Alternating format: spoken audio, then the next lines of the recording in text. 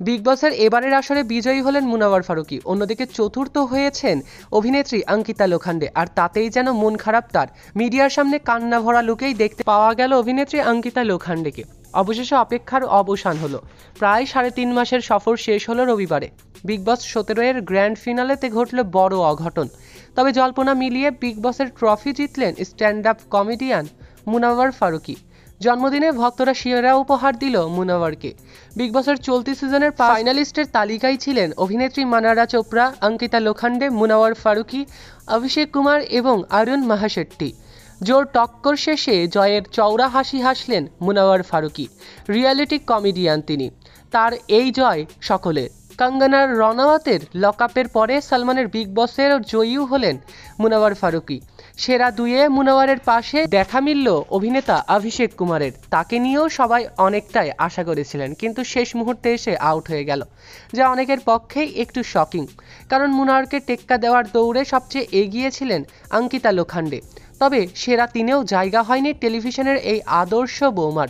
প্রিয়াঙ্কা চোপড়ার পিস্তত বোন অভিনেত্রী মানারা চোপড়া এই প্রতিযোগিতায় সেকেন্ড রানার্স আপ অর্থাৎ থার্ড পজিশন দখল করে নিয়েছে। তার জন্য ভীষণ খুশি এই অভিনেত্রী। তিনি যতটুকু পেয়েছেন তা নিয়েই সন্তুষ্ট। বেশ হাসি খুশিই দেখতে পাওয়া গেল ইভিকশনের পরে অভিনেত্রী মানারা চোপড়াকে।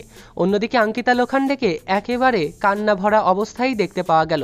নিজের চতুর্থ অবস্থান যেন মেনেই নিতে পারলেন না এই অভিনেত্রী অঙ্কিতা লোখান্ডে।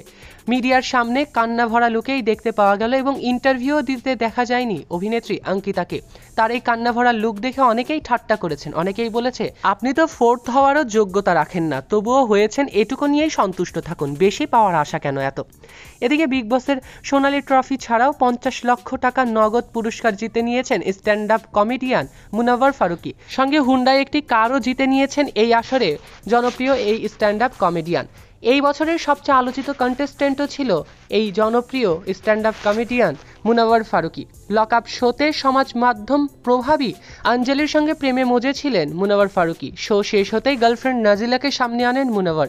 ওদিকে বিগ বসের ঘরেও ওয়াইল্ড কার্ড প্রতিযোগী হিসেবে পা রেখে মুনাওয়ারের নামে বিস্ফোরক অভিযোগ আনেন আয়েশা খান। মডেল অভিনেত্রী দাবি করেন একই সঙ্গে নাজিলা এবং আয়েশা দুজনের সঙ্গেই মুনাওয়ার ফারুকী প্রেম করছেন।